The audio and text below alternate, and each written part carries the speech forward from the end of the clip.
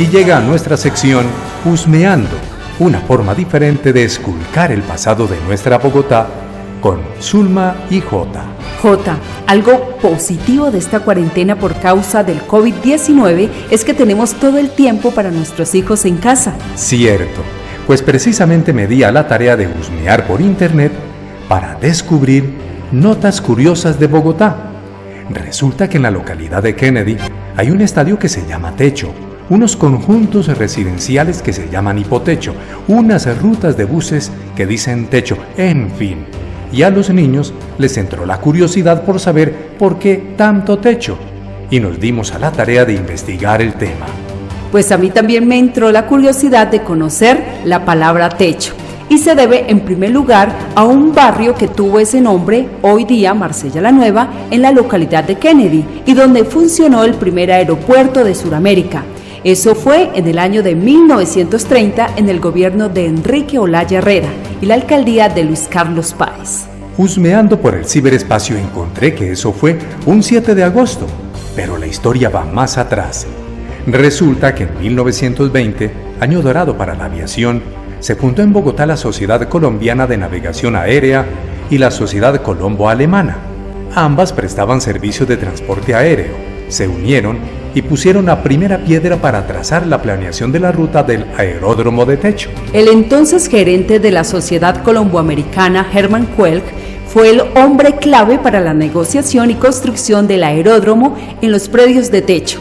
Después de un trabajo minucioso del espacio para 1928, este espacio ya contaba con una pista de aterrizaje para avionetas. Una buena noticia para una época donde la economía crecía grandemente.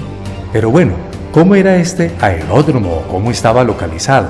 El aeropuerto se ubicó desde donde está el actual monumento a las banderas y hasta lo que hoy es el estadio de Techo y Mundo Aventura. El ancho de la pista se estima que era de 40 metros, torres de control y comunicación, edificios, torres de difusión y una plataforma de pasajeros. Pero supongo que muchos capitalinos desconocían esos grandes aparatos voladores y otros solo los habrían visto por páginas de algún periódico. Así es, pero lo cierto es que por primera vez Bogotá tenía su propio aeropuerto y por el lugar se llegaron a transportar 750 pasajeros por hora en aviones Boeing, DC-4 y aerolíneas como American Airways y Blériot. El aeropuerto de Techo funcionó durante 30 años. Pues muy interesante toda la evolución del primer aeropuerto en Bogotá. Ahora, Jota, lo invito para que escuche esta fanfarria.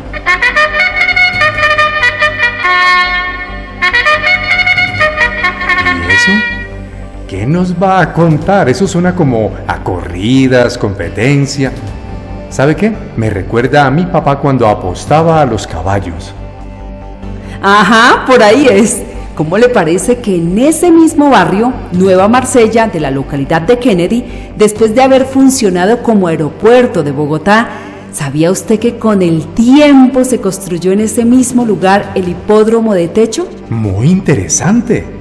¿Un hipódromo en el mismo lugar donde ahora es el estadio de Techo y el Parque Mundo Aventura? Así es. Claro está que ese terreno era mucho más grande. Era un terreno de 80 fanegadas, es decir, unos 6.400 metros cuadrados. ¿Se imagina? Uy, realmente era inmenso. Cierto, el terreno hacía parte de la hacienda San Isidro de propiedad del médico Genaro Rico, en lo que entonces era el municipio de Fontibón, y fue allí donde se construyó el hipódromo. Pero bueno, ¿cuándo se inauguró el hipódromo de Techo? Fue en 1954. Los capitalinos abarrotaban las tribunas del hipódromo para ver las corridas de los mejores caballos pura sangre. A la hípica se le conoce como el deporte de los reyes. Me imagino la gente que asistía a esos eventos, toda encopetada. Claro. Hombres vestidos de paño en ese tiempo. Claro que sí. Mujeres con sus mejores pintas y a la moda. Sí, señor, así era. Según cuentan algunos cachacos de esa época, premiaban a las mujeres que lucían los mejores diseños. Cada año premiaban a la más elegante. La señorita Colombia, luego de su elección y coronación, asistía al hipódromo. Digamos que era como una alfombra roja hoy en día. Pues claro. Creo que ese era el deporte más importante que contagiaba de entusiasmo a muchos bogotanos.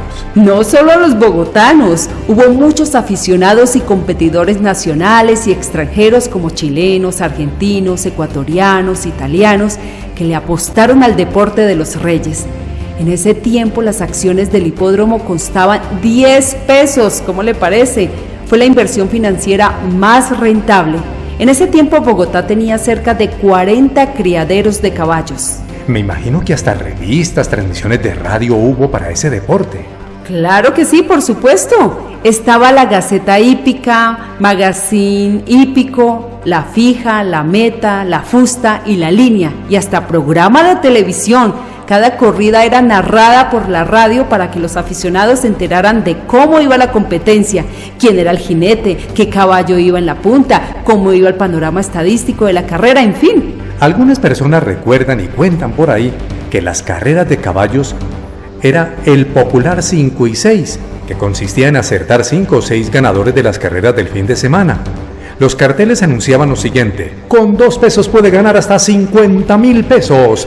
Tanto eran los apostadores que separaban por anticipado dinero de su mensualidad para apostarle al pura sangre de su preferencia. Algunos de los caballos más recordados fueron Triguero, Chicote, Pistolero, Capuchino, entre otros, quienes fueron símbolo de la hípica nacional. La hípica vivió todo su esplendor para esa época, pero después de 28 años llegó a su fin, debido a los altos impuestos del gobierno sobre las carreras, problemas con el distrito, que llevaron al cierre del escenario en 1982. Los terrenos del hipódromo pasaron a ser propiedad del distrito, que los destinó a la construcción de viviendas, del estadio de techo, del centro comercial Plaza de las Américas y el parque temático Mundo Aventura. Y allí quedaron los sueños, recuerdos de aquellos que visitaron sus tribunas, aficionados, jinetes, capataces, entrenadores, veterinarios, vendedores ambulantes, locutores, periodistas y comentaristas, todo aquel que tuvo su historia en el hipódromo de techo y que dejaron el eco de sus gritos en cada carrera vivida en la tribuna más importante para la hípica en Latinoamérica. Así fue. Bueno, ahora pasemos a un dato curioso. El gusto por las corridas de caballos pura sangre ahora la tiene un colombiano nacido en Medellín que se llama John Castillo Benítez, quien ganó un premio en el Gulfstream Park en Estados Unidos, montando a su caballo transeúnte el 9 de noviembre de 2014. Pues felicitaciones a este paisa aficionado al deporte de los reyes. Y hasta aquí, husmeando por el ciberespacio con J y Zulu.